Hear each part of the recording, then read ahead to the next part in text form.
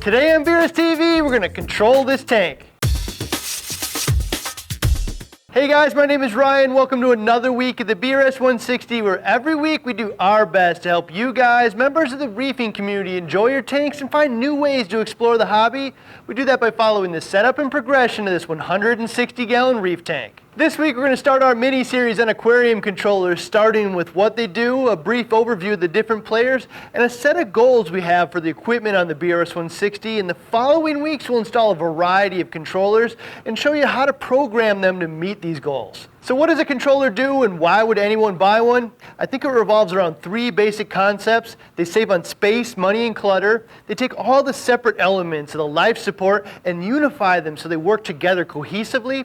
And most importantly, they protect you from disasters as well as notify you while they're happening so you have time to save your tank and home from some pretty costly disasters. They save on space simply because almost all of them have built-in internal timers, so these stupid bricks that take up multiple spots are gone. In fact, we remove the need for all kinds of space-eating equipment like pH, ORP, salinity, monitors and controllers, wave makers, temperature controllers, and the cord octopus disaster that comes with that mess. All that clutter is not only unattractive and a pain to manage, but one element that a lot of reefers miss until it's too late is an organized install is also a safer install. We're dealing with saltwater and electricity, and cords are more or less water freeways direct into that electricity, which has fairly obvious health and safety concerns, so neatness counts. One thing a lot of newer reefers miss is controllers are also substantially less expensive than buying all this equipment separately. A bunch of digital timers, quality power bars, temperature controllers, or ORP, pH, or salinity monitors or controllers, and wave makers. All this stuff can easily be in excess of $500 to $1,000. With something like the Reefkeeper, you can get all of this from anywhere from just over $100 to into the 200s. I think one of the cooler aspects of an aquarium controller is how they unify the life support into a single cohesive system where rather than operating independently,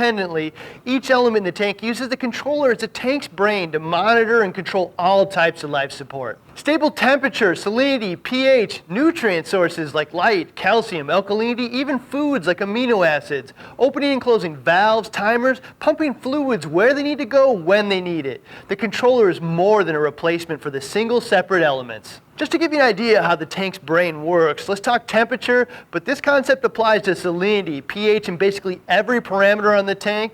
Stable temperature is at the heart of a successful reef tank. You might not think that accuracy or a few degree swing is that big of a deal. However, most people would agree that there's a pretty big difference between maintaining your home's temperature at 67 or 70 degrees. Now imagine that you're a coral that doesn't have the benefit of clothes or a metabolic system capable of maintaining temperature above or below their environmental surroundings. Constant 2 to 3 degree swings can be a fairly stressful environment for an organism that evolved without the need to regulate that. It's not uncommon for heaters' default settings to be off by as much as 4 to 5 degrees and have as much as a 3-degree swing as they turn on and off. Even worse, when there's a catastrophic failure and the heater gets stuck on or off, the tank is now 10 degrees outside the window they've evolved to. Again, imagine 60 degrees in your home without your body's ability to regulate temperature. Things would go pretty bad for you fairly quickly as your body's core temperature dropped to match the environmental temperatures of 60 degrees. This is why maintaining a stable temperature inside the safe window is one of the key components of almost all the long-term awesome tanks you've seen out there. With temperature, before we get into what we're going to control, it starts with calibration and accuracy of the number we're controlling against. Most heaters can't be calibrated, and almost all of them say something like plus or minus 2 degrees right on the packaging. That's just one of the realities of the type of accuracy that can be expected at these price points. However, almost every controller can be calibrated, and just like heaters, don't assume for a moment that it's calibrated out of the box accurately as well. For the same reasons, don't assume that your digital or glass thermometer is accurate either, because they all are plus or minus 2 degrees as well. Even the 2-degree number assumes that it was done accurately, which with low-cost imported aquarium equipment probably isn't the wisest assumption, and it could even be further outside that 2-degree window. To calibrate your controller or heater, you can buy a high-tech NIST-validated thermometer certified to be accurate to less than a half a degree, which is pretty expensive, but the best bet for most reefers is just get 2 or 3 different low-cost sources to measure the temp and then average the readings. Once you enter that into your controller or tank's brain, it now knows what the correct temperature is, something that should be recalibrated from time to time, just like your other probes. So the controller is obviously going to control the temperature by turning the heater or chiller on and off and keeping the tank stable, But let's think beyond that and simulate how the tank's brain works on a tank where a really common accident happens in the home. Like a household member turns off the home's air conditioning when they open up a window in the morning, then forgets to turn it back on and the house is 80+ degrees inside by the afternoon, or even similar, the air conditioning simply broke or tripped a breaker. In this case, the tank is going to get hotter and hotter as the day goes on. This is what your controller or tank's brain is going to do. First, it recognizes the tank is over the ideal temp and shuts off power to the heaters. If the tank rises another couple tenths of a degree, turn on fans that vent some heat from the hood or sump area. Still rising, higher flow fans to promote evaporation and release of energy or heat. If you have one, it's about this time that the controller would also activate a chiller to maintain a more ideal temperature. After that, if the tank is still rising, the system will start to shut down unnecessary equipment, particularly those elements that produce a lot of heat like lighting equipment. But after that, UV sterilizers, refugiums, media reactors, really anything that generates and adds heat to the tank. One exception being the tank's circulation and flow, because promoting evaporation is one of the most effective ways of releasing heat and energy from the tank. Well, the tank's artificial brain is handling all these tasks. It's also sending out requests for additional help from the real brain, being you, via email and text message warnings that something bad is happening to the tank. You should come help or call someone who can. You can see how all this redundancy goes so far beyond simply turning on and off a heater. It's about accuracy, redundancy, and keeping you informed on what's going on with the tank.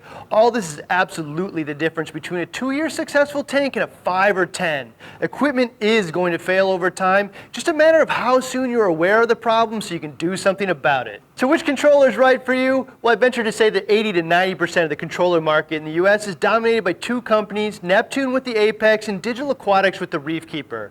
There are fans of both products who are both generally pretty adamant that one or the other is the best, but I think blanket statements like that doesn't really respect the fact that each reefer has different desires for feature sets, available time to learn and install the controller, and of course different budgets. We're going to cover a complete install of each controller in the next couple weeks so you can really see what each one is all about, but this week I'll share a 60-second overview of each, starting with the Reefkeeper. The Reefkeeper was my personal first controller. It served me well in several tanks. It's absolutely the only controller out there for close to $100. If you have a limited budget but want a majority of the advantages that come with owning a controller, the Reefkeeper is really the only option and you can stop looking. With the Reefkeeper, you can control pH, temperature, ORP, salinity, wave makers, flow switches, humidity, 0 to 10 volt controllable lights, power heads, return pumps, moonlights, even small dosing pumps, and for the most part, the beauty of the Reefkeeper is how easy and simple most of this is to set up. Let's try a heater, for example. Hit menu, modules, your PC4 power bar, your outlet, in this case number 1. Hit function, then heater. Put your set point at 80 degrees or your desired temp. Set the default to be off, which means if the head unit were to ever get disconnected or break for some reason, the heater would default to off, and then hit save. Heater is programmed in less than 30 seconds, super intuitive, super easy. In fact, I think the last time I programmed a Reefkeeper was 4 or 5 years ago, and I was able to figure it out this time in less than a minute from plugging it in and able to do it on the display. I don't think I can say that about any other controller I've ever used. The Windows-based MyReef 2.0 was even easier. Plug it in via USB, select your PC4 power bar, setup, heater from the drop-down menu, enter 80 as your set point, hit OK, your heater is now set up. By making it this simple, there are a few limitations, like you can't write all kinds of fancy code to do really advanced operations. That's probably why many people gravitate to other controllers, but to be frank, advanced options almost always come at the cost of simple, easy setup and use. The Reefkeeper ensures that it's always simple by intentionally limiting options. Combined with that easy use, the Reefkeeper offers 80% of the features most reefers use, and at a price the average reefer can afford.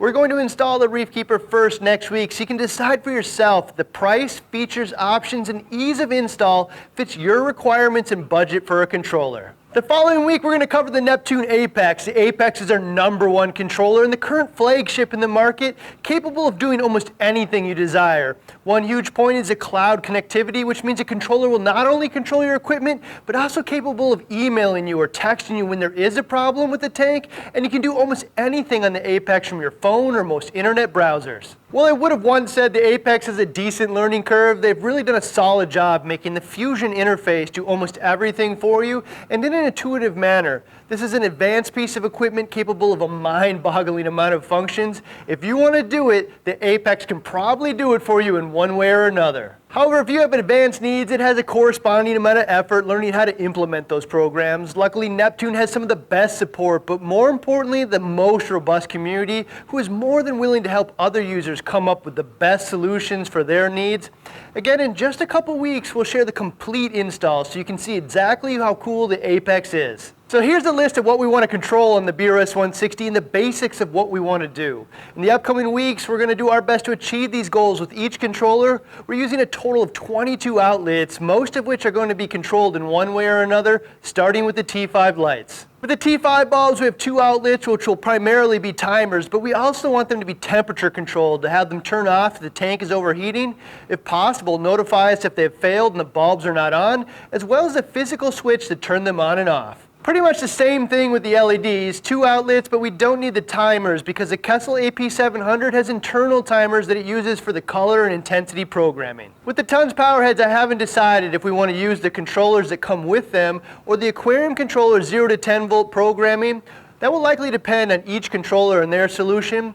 I will want to put a feed mode on them and possibly a maintenance mode, which will turn them on and off for a set period of time and then turn them back on, as well as a physical switch for all of them. I'd also like to be notified if they stop working entirely. The skimmer requires 1 outlet, maintenance mode and feed mode, a float switch that turns it off if the cup is full, notification if it stops working, and a physical switch to turn it on and off. The return pump, 1 outlet, feed and maintenance mode, and notification if it stops working, as well as a float switch indicating it's about to run dry. Our 2-part dosers, 2 outlets, timer on each to control the dose, notification if they've failed, and pH control in the alkalinity doser to prevent significant accidental overdoses. With the HEO, we have 2 outlets, 1 for the osmolator and 1 for a solenoid. We want to control for failure based on salinity, failure based on a float switch, and failure based on an optical if available, as well as maintenance mode. The Refugium light, 1 outlet, timer control, pH control, and notification of failure. Heaters, 2 outlets, simple control based on the sump and tank temperature, as well as notification of failures. Roller mat, 1 outlet, float switch notification and control of high level, meaning the roller mat either hit the end of the roll or some other type of clogging issue and the emergency has been activated. Zeovit reactor, 1 outlet, pretty much just notification that the pump has failed. Senai has 2 outlets, 1 for the server and 1 for the Wi-Fi adapter. If possible, notification that they've failed as well. Last outlet is a battery backup charger for the tons power heads. I can't think of anything to control on this, but maybe all of you can think of something. Outside of that, we'd like to consider some leak detectors, charts, graphs, and all kinds of alarms, physical push buttons, and feed and maintenance modes. I'm super excited to get started with the Reefkeeper next week. Last week we asked all of you, well, how often do you do your water changes? And 10% every week won by a pretty large margin. This week we're asking you, what feature do you wish your controller had that it doesn't now? As always, we hope you learned something new. If you did, let us know with a quick thumbs up. It means a lot to us. If you haven't already, make sure to subscribe because this mini-series on controllers is going to be fun. See you next week with week 44, the Reefkeeper controller.